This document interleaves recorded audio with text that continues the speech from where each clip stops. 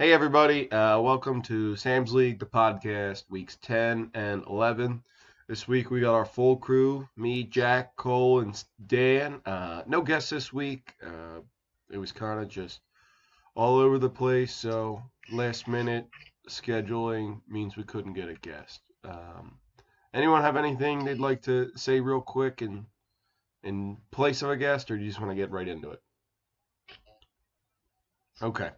So Cole is keeps freezing. He's on trying to get onto the premium Wi-Fi here, so hopefully he stays on. Dan's hopefully not playing Fortnite again, but we'll get into the quick hits. Alex and Jack both sit at 8 and 2. Little shuffling between the next couple spots. We got Chris, Buck, John, and Dan at 6 and 4. They round out the 3 through 6 spots. Currently, if the season were to end today, they'd be in the playoffs. I dropped to 5 and 5, seventh place. Joe and Cole still barely hanging on. Need to win out to make the playoffs, sitting at 4 and 6. Gruesome. I don't know. They're not they're not statistically looking good, but I don't think they're eliminated yet. And then Brian and Brendan have been officially eliminated from playoff contention, but they have not been eliminated from beer mile contention. I guess Gruesome Twosome's playing for that as well. But let's get into the points. Brendan is still putting up the worst points per game on the year. He's 60 points below everybody else. Jack keeps his best scoring of the week at 125 per game, about 25 points ahead of Alex. So it's looking like it's going to be another Libertor reunion in the championship. But look out for Suds, man. look them out. Anything could happen. Just got to make the playoffs. Any given week. Chris keeps the worst defense in the league going. He's at just about 115 per game against. He's got 50 points more against him than the next guy. And Dan's got his best defense is averaging essentially 85. It's 84.99. It's historically great. I'd never seen anything like it. This is 85 Bears. It is. No one else has let up less than, I think, like 915 points. Dan's at 850. It's fucking ridiculous. Looks like Cole dropped off. He'll probably be joining in shortly again. Notable news: injuries. Cooper Kupp, Brendan's keeper darling, officially tore his ACL. Devontae Parker, the gruesome twosomes, desperation pick for an injured Diggs. Injured is I don't know what he injured, but he's injured. Marvin Jones had a bone bruise on his knee, likely to return, but a little questionable. And then for the Eagles, Ronald Darby, obviously, he's going to be out for the remainder of the year. The trade deadline came and went. No last minute desperation moves on anyone's part, trying to get that final push. So can't hate on that. And finally, the Le'Veon Bell saga has come to an end. He is officially out for the season. Was he able? I don't know if you guys noticed, but I think Chris was able to keep Le'Veon Bell out because he was out the entire time. He was able to keep him on the IR, essentially giving him that extra spot. He had Geis on the IR the whole season. Oh, that's right. Yeah, so Never mind. He was unable to do that. Okay, never mind then. But yeah, Le'Veon Bell, worst number 2 pick, possibly worse than Trent Richardson, but that's up for debate. But yeah, let's get into the best things we saw all week. Cole, while we have you and you're still here, you want to go? I saw I don't know if anyone else saw this video, but the Chiefs have been so good that the punter for the Chiefs is now thanking Patrick Mahomes for letting him get on the field every now and again to punt the football. Just getting some playing time. Fantastic video. It's all over Twitter. It really is funny. It just is a testament to how good Patrick Mahomes and the Chiefs' offense have been this year. Another fun fact is the Saints last week in Cincinnati scored on 9 out of their 10 possessions and scored a touchdown on all 5 of their first half possessions, which is insane. Holy fuck. That is crazy. Dan, are you And I'm here? pretty sure that one of those the one possession they didn't score on, they kneeled it at the end of the game. So it was just. So let's call it 9 for 9. We'll call a spade a spade. That's pretty impressive. What if it was a club? And we'd That call it a is true. club. What if it was a heart? I don't think you guys know the expression. It's over your heads.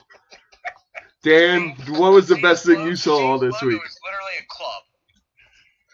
It's an arrowhead, much like their stadium. I saw all week was it was quite an offensive explosion this week, and I love to see that in fantasy football. Each winning team scored at least 115 points. Oh my God. Yeah, I don't know if we've had that in a while, but yeah, each winning team scored 115 points. Well, this is what me and Jack were saying. This is the first time that like all the 6 highest scoring teams won, and the 6 lowest scoring teams didn't. Like everyone that deserved to won, and everyone that didn't. That was nice to see. It was nice to see, yeah. And for a little bit there, Alex was looking like he was going to have a bad week. Well, he could have had a bad week. It didn't matter.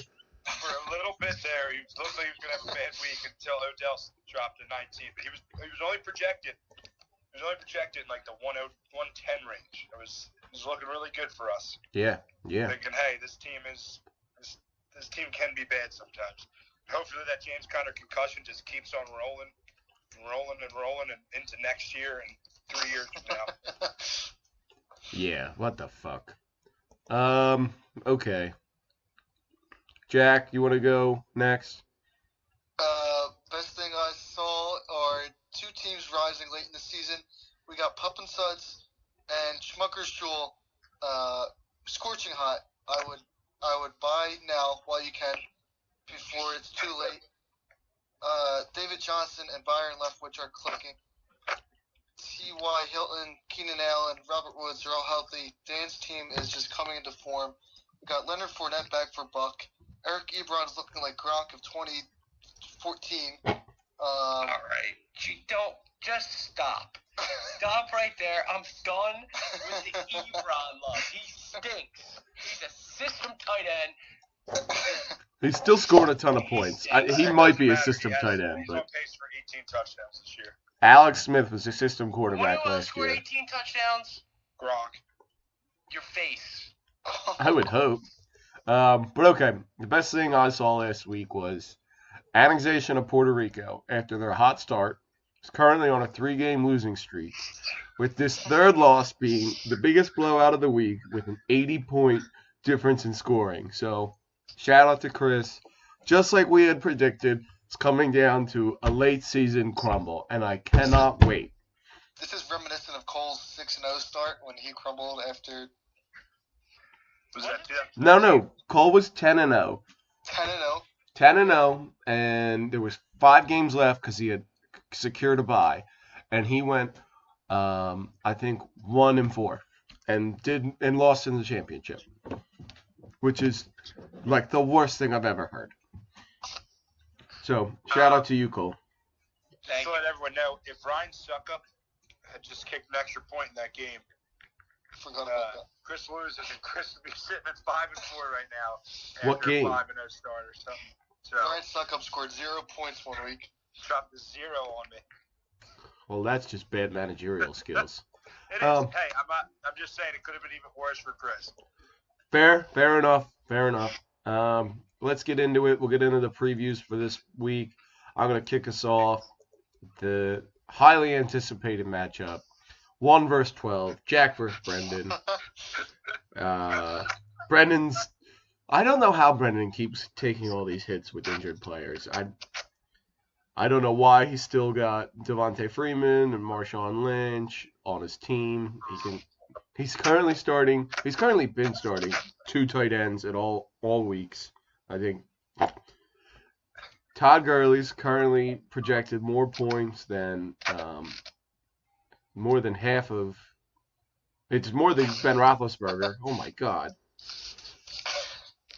Right now it's 116-62, and unless I don't know, Jack's team all gets together and gets on a plane somewhere and they crash, I don't see them losing. So I'm gonna take Jack. I'm going to take Jack 128 to. I think Brendan makes some moves, doesn't want to do the beer mile. He comes in at 92. Dan, what do you think? I really would love a nice Brendan victory here, but I fight for our standings. So Jack wins on that side. Jack I second what Dan said. and Cole, who do you got? Jack has not very good luck this year against the 12 seeds. So the one time that Jack has played a 12 seed this year, he has lost. He's 0-1 against the 12 seed this year. With that being said, If Jack goes 0-2 against 12 seeds, I swear to God. I do think Jack will get back to 500 against the 12 seeds this year. Okay, cool. Cole, why don't you take us through our next matchup? It's Pup and Suds versus Skinny Fat, 6 versus 7, fighting for a playoff spot. Take us through it. Sure. Scrolling through this matchup, it's pretty top heavy. So if you look at each of these teams, really not much depth on the bench, which means they're good managers, I guess. But with that being said, Jared Goff is going to light up Kansas City's defense. Cam Newton's going to light up Detroit's defense. They're going to cancel out. DeAndre Hopkins playing for Houston. Now, if anybody remembers Paris Hilton back in the early 2000s when she said, "That's hot," that's the Texans right now. They're hot. DeAndre Hopkins is hot. Oh, my God. That 13's going to turn into an 18 real quick. I think that's going to shoot Skinny Fat right up to that 105 where Team Pup and Sons is projected, and I really don't see Johnson from Arizona having a big game.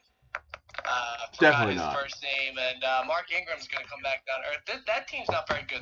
That Fallon's reeling out this week. I think Skinny Fat takes this one. Oh, can we get a score? Nah, 103. I thought you were going to say no. 103 to 97. 103-97. Okay. Jack, what are you thinking? I don't know. Can we make this the game of the week? I don't think it's gonna be the game of the week. I think we have a better game of the week. I disagree wholeheartedly. I think we'll make this the matchup of the week. Okay.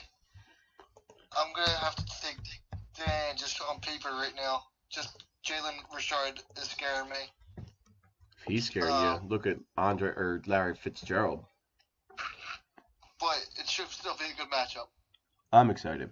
Me and Dan always have good matchups. I mean, both the tight ends on both your teams stink. That's okay. Tight ends aren't going to factor in at this point. Your second string running backs both stink. It's really going to come down to the wide receivers and who produces more. It's going to be Johnson versus Elliott, Goff versus Newton, and then the wide receivers. It's really a top four on each team duking it out because the rest of them are terrible. I'm not going to lie. I think I agree. I'm going to take myself. Dan, I'm going to go ahead and say you're going to take yourself, not to jinx yourself. And then we're going to get it. One would say that, but should one say that? Could one say that? Yeah, I think Team Pup and Suds wins 44 to 43. Jack Doyle scores 42 for Team Pup and Suds to help him to victory. 44-43. Real barn burner. Let's get into the next matchup. Jack, why don't you take us through the game of the week?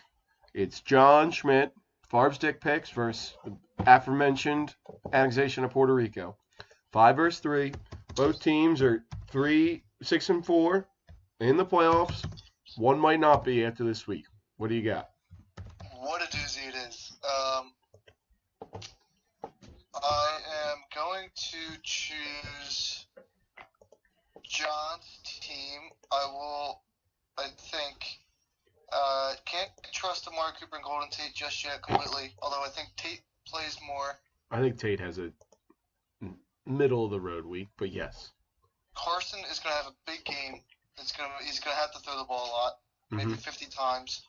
He's been very underrated, but has a tough matchup. Detroit's defense stinks. McCaffrey's going to stay hot.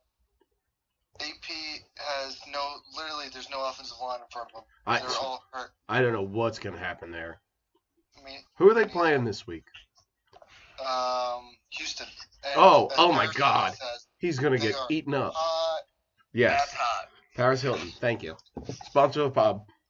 And Joe Mixon has a tough matchup at Baltimore, but Djax is in the lineup for John. I also think Mixon's going to struggle because AJ Green. Baltimore's going to look at him and say, "We're going to take you out of the game." And Andy Dalton's just going to poop down his leg. That's their game plan. Kelsey will have a big game for sure. Yeah, no, I'm taking John. Chris is going to extend this losing streak to 4 games. Favre wins 106.4 to 99.8. I like it. I like it a lot. Cole, who do you got? John. Dan? John. Cool. Okay. I'm going to take John as well. 92 to 6. Great. Yeah, I was just gonna say I didn't even look at the teams or the matchups this week. Just John, because I'll never vote for Chris. Oh yeah. Well, obviously, but so I also think John's gonna win for the reasons me and Jack spelled out, not for the reasons Dan and Cole hate Chris. But I'll take us through the next matchup: Joe Fallon versus Alex. Alex is no, I'm not on that one. Right now, it's projected 121, Alex, obviously, to 94. Antonio Brown, Juju, Alshon on Derrick Henry's side, going up against Thomas, Beckham, and Adams. I think these are two of the top 2 receiving cores in the league, fantasy-wise. But then Connor and Gordon shit all over Howard and Collins. So Mahomes is going to have a good game, but he's not going to outdo 2 stud running backs. Obviously, I'm going to take Alex 130 to, I'll give Joe 110. Dan, who do you got? You know, I voted against my brother last week, but I can't do it this week, too. I'm going to have to go with Joe. Okay, Joe. Wow. Real brotherly bonding there. That's brotherly love. That's why you live in Philadelphia. Ain't that right, Dan? Couldn't have said it better. Jack! Oh, God, I hate you. Oh, man. That's a good one. I got Alex. I mean, he's juggernaut. Yeah. Jack? I'll take Alex so long as he doesn't score highest point total again. God, brotherly love is all over the podcast. Oh, yeah. All Side over it bet? this week. You two want a side bet here?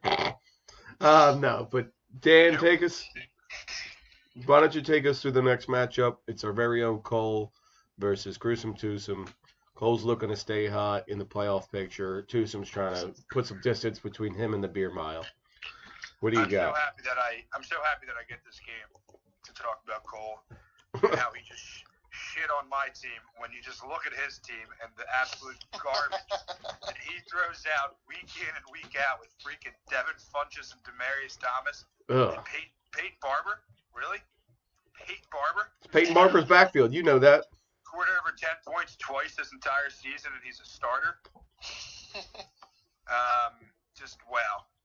And it's a beautiful bench that he has, led by LaShawn McCoy, who's been nothing short of a disappointment, except for one game against the freaking Jets. So,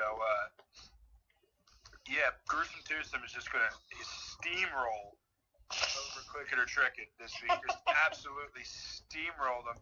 Put Click It or Trick It, dare I say, into the beer mile conversation. Ooh. Wow. And that's big talk. Really Matt Ryan's gonna throw all over Dallas. I'm feeling a nice game from Lamar Miller and Philip Lindsay. Can't talk much about Tyrell Williams and the rest of the Gruesome Twosome. They're not looking great. Yeah. But other than Ertz and Saquon, I just feel a real bad week from Click It or Trick It.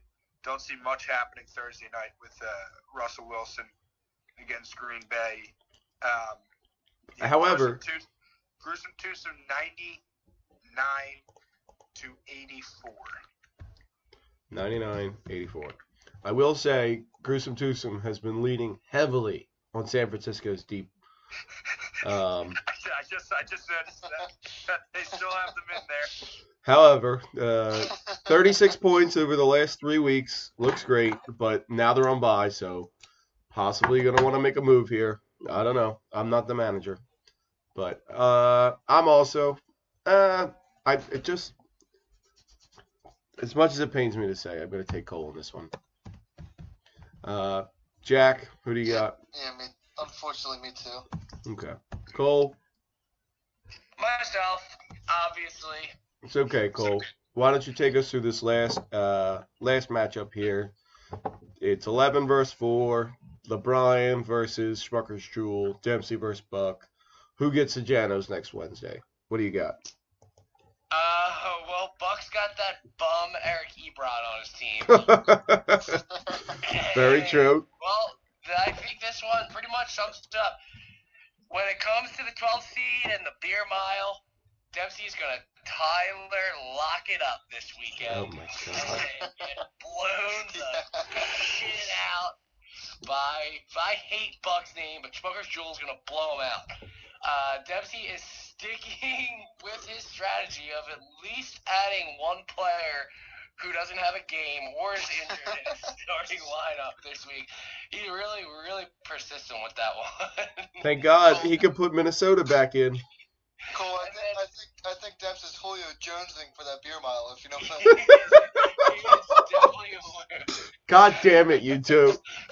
No small wood over there when he's thinking about the beer mile. He thinks it's going to... That mile is not going to be any breeze. No, it's not going to be any breeze. And Kyle, the Rudolph, the red-nosed reindeer. That doesn't even make sense. You just said Rudolph the Red-Nosed Reindeer. What? It's a rap because he's got Reynolds rap on his team now. Yes.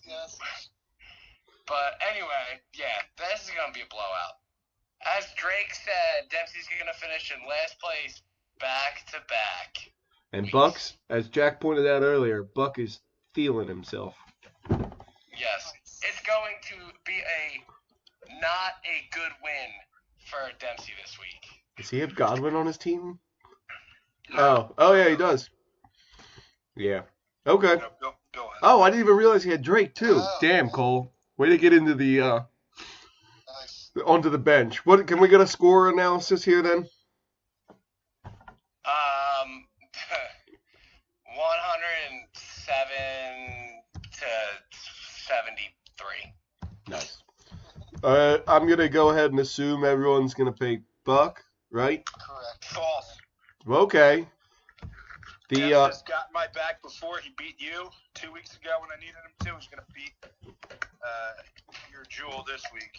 I think Dempsey is officially coming from the Fallon coaching tree. Gonna be his Jewel. He's taking Dan's strategy. He's just going to wait 10 years, make the playoffs, finish in third. It's a classic Team Pup and Sud strategy. I've yet to see anything work. But overall, last week the picks went. Dan moved to 23-13. Jack's one game behind at 22-14. I'm a game and a half at 21-16. Cole hasn't been on for God knows how long. He's still at 7-4. And Brendan went 4-2 last week. So him and Buck are in second place behind John, followed up by Joe and Chris. But other than that, that should be the whole show this week. Getting it out late again because of schedules didn't match up this week. Next week, we're going to have to do it Tuesday. That's right. Unless we want to do a live pod from the bar. Ooh, that would be fun.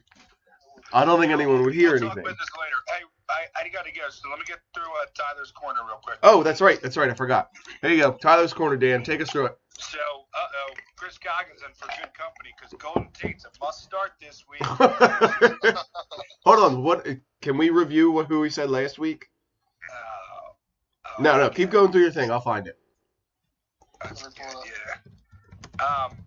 So, anyways, if you have Lamar Jackson, go right ahead and start him. Even though he might not start, Tyler would start him. Jesus. And don't look now, but Dante Moncrief's still on our waiver wire, so go pick him up because he's in for a big week. However, Dante Moncrief has been playing under the radar good. That's true. Josh However- Gordon, he said he was going to start you last have- week. If you have Derrick Henry, Anthony Miller, or Dak Prescott as a starter on your team, feel free to keep them on your bench because they're not in for a big week.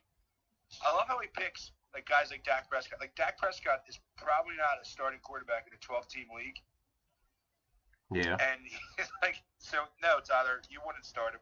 I can't get over this. Well, last week he said, don't start Duke Johnson.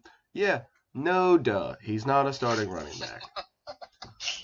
Matthew Stafford, who, I mean, he's just taking everything the internet's saying and just pooping it out onto a page. Josh Gordon, Nick Mullins was all in on Nick Mullins. What happened to Mullins last week? All in on Nick Mullins. Pretty sure All he threw 3 caps. interceptions. Yeah, so he did want Valdez Scantling, but again, he's just taking everyone's opinion from the internet and pooping it onto a blog. I'm officially rebuking Tyler's Corner, but it is what it is. That should be it for the night, guys. You got anything? No, Cole? enjoy Penn yourself. State men's basketball is currently riding the longest win streak in the nation, dating back to last year. So suck it, haters. I thought you were going to say the longest win streak since 1990 at 2. But Jack, who do you got? Or what do you got? I got nothing. Okay. Dan already logged off. That should be it for us this week. As always, have a good week and suck our dicks. Later. Bitches ain't shit but hoes and tricks. Bitches ain't shit but hoes and tricks. Lick on these nuts and suck their dick. Get the fuck out of ya. Done. Then I hop to my boot to make a quick run. Bitches ain't shit but hoes and tricks. Lick on these nuts and suck their dick. Get the fuck out of ya. Done. Then I hop to my boot to make a quick run.